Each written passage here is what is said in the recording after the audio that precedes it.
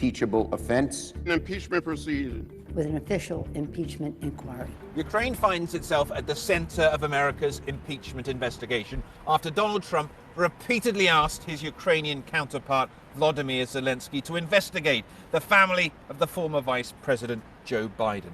It's a complicated story, even for those of us who are following it every day. So here's a quick rundown of what we do and we don't know. So what were the Bidens doing in Ukraine in 2015? We've stepped up with official assistance to help backstop the Ukrainian economy. Well, Joe was the vice president and the focal point of American policy, so he visited often. Burisma is the leading... His son, Hunter, was the well-paid director of a controversial energy company called Burisma, which has links to the pro-Russian government, which had just been overthrown. At the time, some people said that that was a conflict of interest. So did Joe Biden get Ukraine's prosecutor general, a man called Viktor Shokin, sacked? Well, he certainly boasted about it. This is him speaking last year. I said, I'm telling you, you're not getting $1 billion. I said, you're not getting $1 billion. I'm going to be leaving here. And I think it was, what, 6 hours? I looked, I said, I'm leaving in 6 hours. If the prosecutor's not fired, you're not getting the money. Got fired. So what's President Trump saying about it? Well, he wants Ukraine to investigate whether there's a link between the sacking of Mr. Shokin and Hunter Biden's company.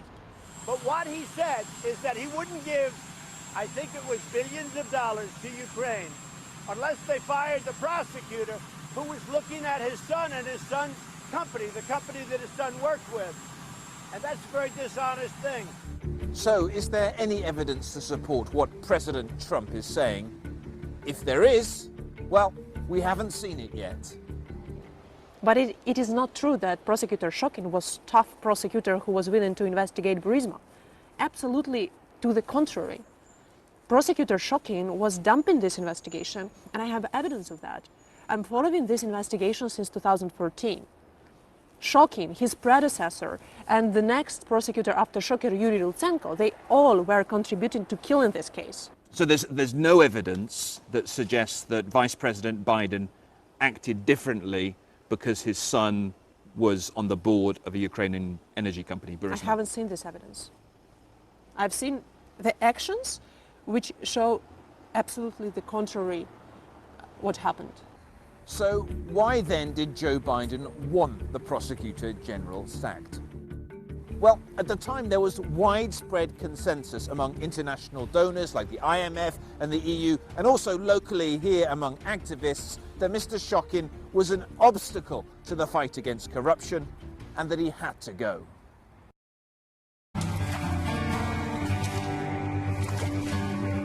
At the heart of this story is natural gas. Countries like Ukraine and Russia, they're totally dependent on their energy industries. In fact, Russia was once described as a gas station with nuclear weapons. Republicans for many years have argued that we in America should boost our own energy production, for example through fracking, to make us and the world less dependent on gas from unstable and somewhat unsavory regimes like Russia and Ukraine. Joe Biden totally disagrees. Here he was at a CNN climate town hall recently. I've argued against any more oil drilling or gas drilling on federal lands, that we can and stop that. Yeah, stop that. No more gas.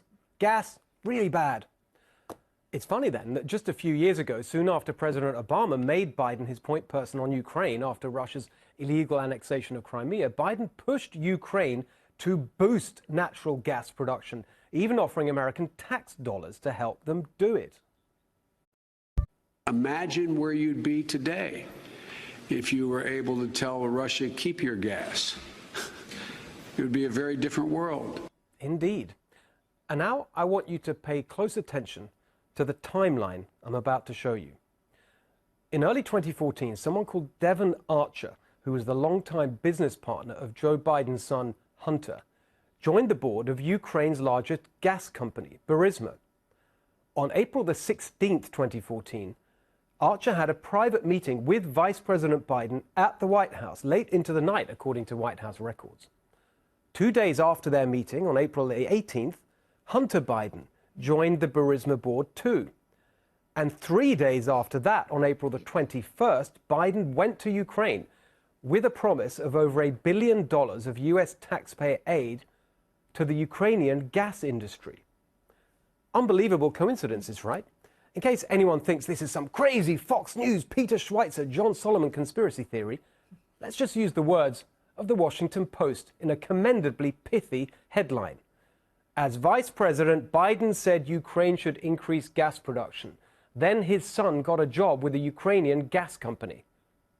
Of all the companies in all the countries in the world, Biden's son joined the board of the one company that would most benefit from his father's offer of billions of dollars of US taxpayer cash in the one country where his dad was acting like some kind of imperial consul whose word was basically law.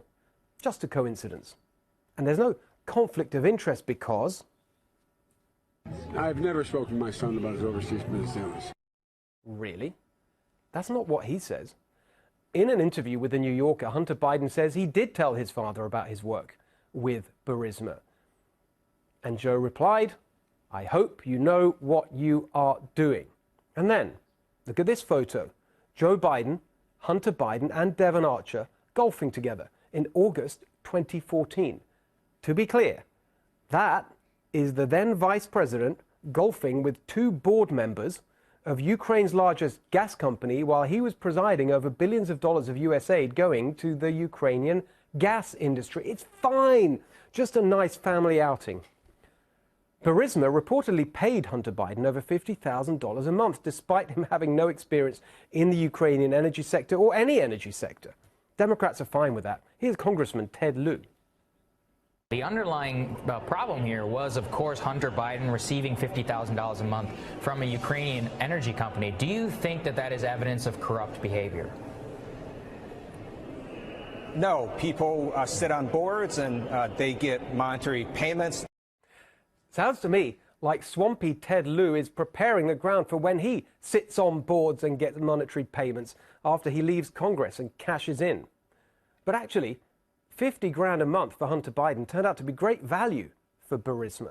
The company was founded by a shady character called Mykola Zlochevsky, who abused his time in the Ukraine government to hand out gas licenses from which Burisma would end up profiting.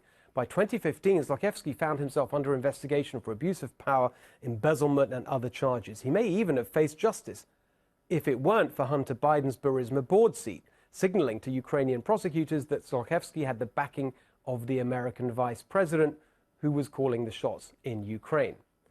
Incredibly, Zlochevsky got off scot-free. But Hunter Biden's connections still had more to offer. Remember Devon Archer, Hunter Biden's business partner, also on the Burisma board? He had previously been the top fundraiser for, drumroll, John Kerry, who was Secretary of State at this time.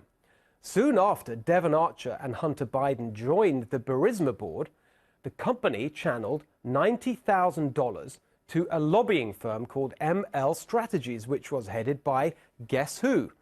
David Leiter, John Kerry's former chief of staff. Leiter personally lobbied in Washington on Burisma's behalf.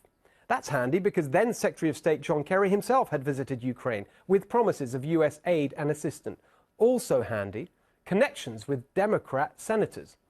Around that time, David Leiter gave close to $60,000 to Democrats, including Senators Jeanne Shaheen and Ed Markey. So, it's 90 grand from Hunter Biden's gas company to David Leiter, and then 60 grand from David Leiter to Democrat members of Congress. Neat. Those bribes, political contributions, really did the business for Burisma.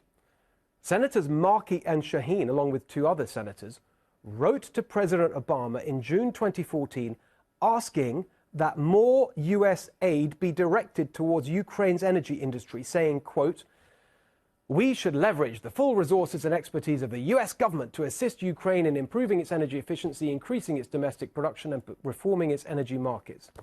And look at that.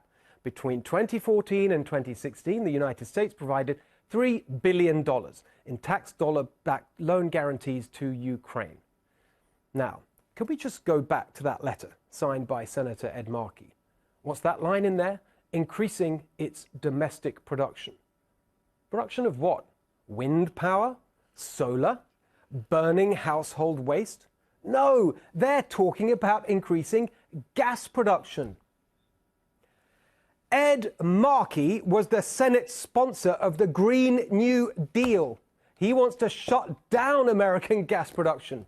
And yet he personally intervened with the Obama administration for billions of dollars of taxpayer money to boost Ukraine's gas production. What possible explanation is there other than the bribe paid to Senator Markey by John Kerry's former chief of staff, who was the lobbyist for Hunter Biden's Ukraine gas company?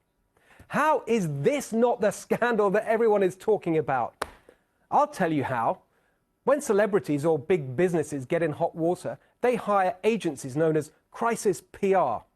Today, the establishment in Washington has corruption PR. Introducing Tapper, Todd and Wallace. Are you a politician who's taken bribes from foreign countries in exchange for policy favors? Let us take care of it with our unmatched expertise in denial, dissembling and distraction. As President Trump continues to rail against, as far as the evidence shows, baseless claims of corruption. And we don't know whether Mr. Trump's baseless charges about Joe Biden and Ukraine will make Biden a more sympathetic figure or tarnish him to the benefit of another Democratic candidate. There is no veracity to any of these allegations about the Bidens. The media is doing corruption PR for the Democrats. Tapper, Todd and Wallace, corruption PR. Look, by all means, investigate President Trump. But for God's sake, Washington, how can you possibly ignore the facts and the evidence pointing not just to Joe and Hunter Biden's corruption, but Senator Ed Markey's corruption, Senator Jeanne Shaheen's corruption, John Kerry's corruption, all of this corruption over American cash for Ukraine gas. Swamp Watch is watching, and so are the American people.